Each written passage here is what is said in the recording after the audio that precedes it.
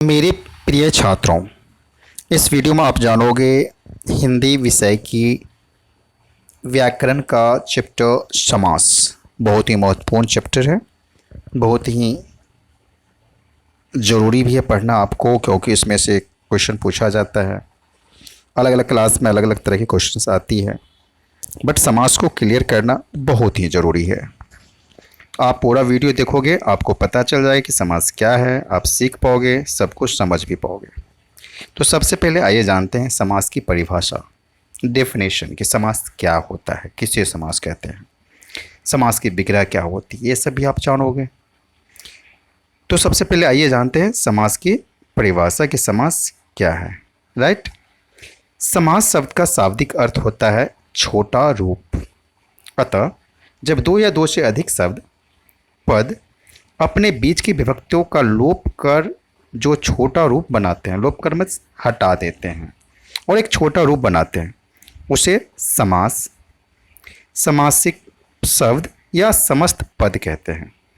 आपको याद हो गया होगा, आप परिभाषा याद कर ले, नोट कर ले कॉपी में। आपके स्क्रीन पर टेक्स्ट है, साफ साफ लिखा हुआ है। आइए उदाहरण के रूप में जानते हैं। जैसे रसोई के लिए घर, शब्दों में से के लिए विभक्त का लोप करने का नया शब्द बना रसोई घर। यानी रसोई के घर, रसोई के लिए घर, यानी जो घर रसोई के लिए है उसका नाम एक अलग दे दिया गया रसोई घर, जो एक समासिक शब्द है। आपने समझा कि समास क्या होती है। अब जब कभी भी आपसे ये पूछा जाता है कि समास विग्रह क्या होती है, तब आप क्या जवाब दोगे? किसी समस्त पद या समासिक शब्द को उसके विभिन्न पदों एवं विभक्त सहित पृथक करने की क्रिया को, पृथक मीन्स अलग अलग करने की क्रिया को हम समास का विग्रह कहते हैं। अब आपको मन में एक चीज़ आया होगा, क्या सर समास के विग्रह में आप बता रहे हो कि अलग अलग कर देना, समास में बताते हो कि लोप को कुछ विभक्त का लोप हो जाना, छोटा रूप कर देना। जी हाँ, यानी जब आपके स्क्रीन पर आपको दिखाई पड़ा समास की परिभाषा और समास की विग्रह, तो आप जल्दी समझ गए। जैसे समास विग्रह में विद्यालय, विद्या के लिए आलय, आपने समास को भी समझा और समास विग्रह को भी समझ गया। उदाहरण आप नोट डाउन कर लीजिए, समास विग्रह यहाँ पर है, इसके उदाहरण जो है ये आप उदाहरण राइट कीजिए। समास के उदाहरण यहाँ पर है, इस उदाहरण को आप नोट डाउन कर लीजिए।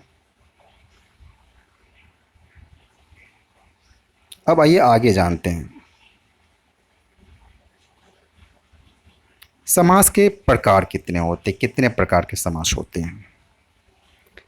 समास 6 प्रकार के होते हैं, 6। अव्ययीभाव, तत्पुरुष समास, द्वंद्व समास, बहुव्रीहि समास, द्विगु समास, कर्मधारय समास। तो सबसे पहले ये आप यहाँ पर सब जितने आपने देखा कि जितने भी समास का प्रकार है उसे भी आप कॉपी कर लीजिए, लिख लीजिए, अब आपको याद भी करना है। हम सबसे पहले बात करेंगे अव्ययीभाव समास का। इस समास में प्रायः पहला पद प्रधान होता है, पहला पद या पूरा पद अवयव होता है।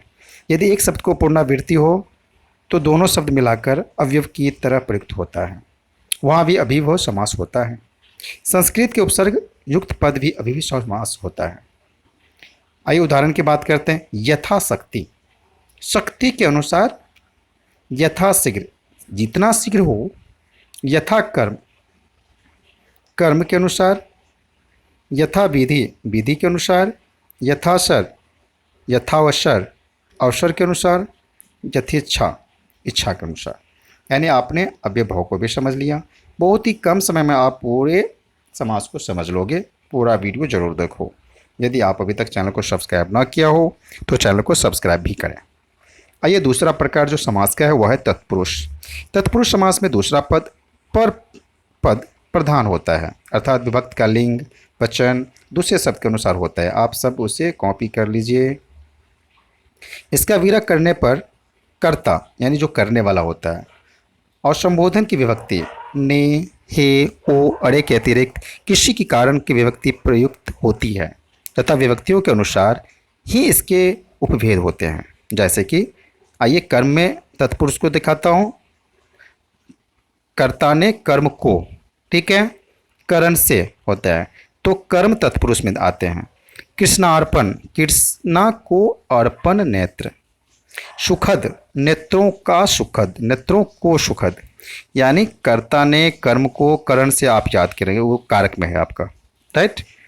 तो और वन गमन, वन को गमन, करण तत्पुरुष जब होता है। ईश्वर प्रदत्त, ईश्वर से प्रदत्त, करण में हम से और के द्वारा। हस्तलिखित, हस्त यानी हाथ से लिखित। तुलसीकृत यानी तुलसी द्वारा रचित, आपने तत्पुरुष के बारे में भी समझा।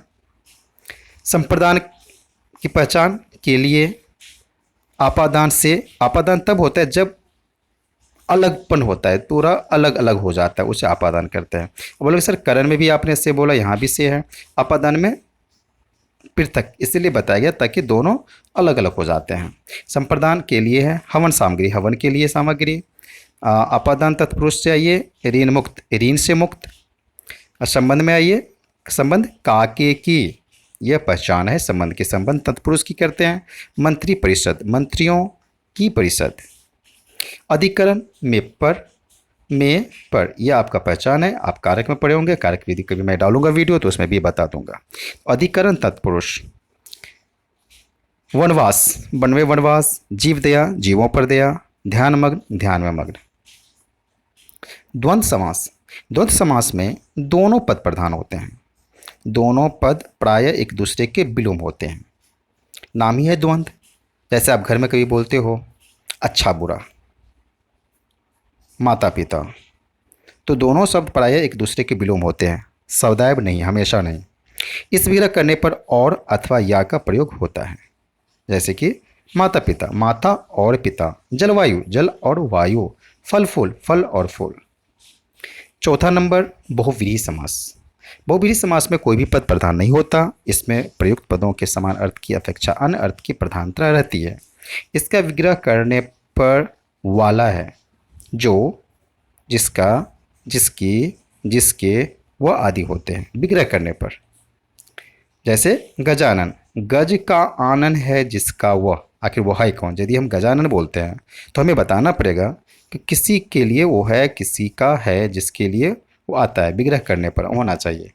तो गज का आनन है जिसका वो है गणेश जी, तो ये गणेश जी आया यहाँ पर, गजानन गणेश जी। त्रिनेत्र, त्रिनेत्र है जिसके वो कौन है, वह है शिव। चतुर्भुज, चार भुजाएं हैं जिसकी, वह है विष्णु। द्विगु समास,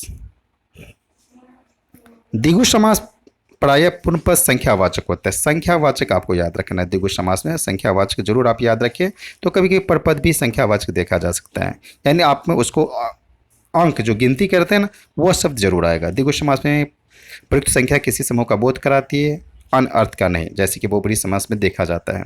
इस विग्रह करने पर समूह या समाहार शब्द प्रयुक्त होता है। दो राहा, यहाँ दो शब्द है, दो में समझे गिनती करते हैं तो 1 2 बोलते हैं, बिल्कुल वह दो राहों का समाहार, इसीलिए दो वाला जो अंक की गिनती वाला आए तो आप समझ जाना कि वह द्विगु है। पक्ष द्वय, दो पक्षों का समूह। संप्रदाय, संपादक द्वय, दो संपादकों का समूह। त्रिभुज, त्रि यानी तीन बता रहा है हमें, तीन भुजाओं का समाहार। आपने देखा कि द्विगु समास किसे कहते हैं, किस तरह से पहचान सकते हैं, आपको जब शब्द मिलेगा तो विग्रह करके आप बिल्कुल उसे समझ जाएंगे। आइए कर्मधारय समास को जानते हैं। कर्मधारय समास में एक पद विशेषण होता है और दूसरा विशेष। इसमें कहीं कहीं उपमेय उपमान का संबंध होता है तथा विग्रह करने पर रूपी शब्द प्रयुक्त होता है, जैसे कि पुरुषोत्तम, पुरुष में जो उत्तम। नीलकमल, नीला जो कमल। महापुरुष, महान है जो पुरुष। घन श्याम, घन जैसा समय। पीताम्बर, पित है अंबर। कुपुत्र, कुत्सित जो पुत्र। दुष्कर्म, दूषित है जो कर्म। अब मैं आपको, माय डियर मेरे प्रिय छात्र, मैं बताना चाहूँगा कि आपको कभी कभी कर्मधारय और बहुव्रीहि ये दोनों में कन्फ्यूजन आएगी। आप दोनों का जब एक साथ करोगे, एक साथ राइट कर लोगे, बिल्कुल आपकी कन्फ्यूजन भी दूर हो जाएगी। तो आपको क्या करना है, वीडियो एक बार नहीं पूरा देखिए और आप कॉपी में राइट कीजिए, लिखिए, लिख करके आपको ज़्यादा से ज़्यादा क्लियर होगा। और अभी तक आपने चैनल को सब्सक्राइब ना किया हो तो चैनल को सब्सक्राइब कीजिए और आगे भी फॉरवर्ड कीजिए, आगे भी भेजिए। Thank you so much.